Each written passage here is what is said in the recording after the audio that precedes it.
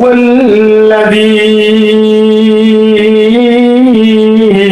أرسل رسوله بالهدى ودين الحق ليظهره على الدين كله ولو كره المشركون।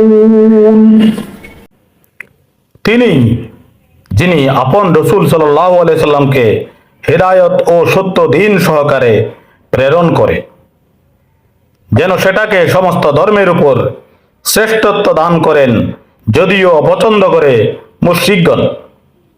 Welcome to learn Quran and ফিকহ। يا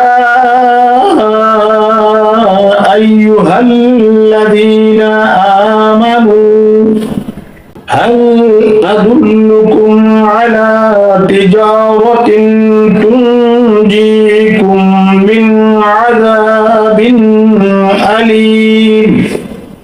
হে ঈমানদারগণ, আমি কি সন্ধান দেব এমন ব্যবসার যা তোমাদেরকে বেদনাদায়ক শাস্তি থেকে রক্ষা করবে? সাদাকাল্লাহুল আযীম।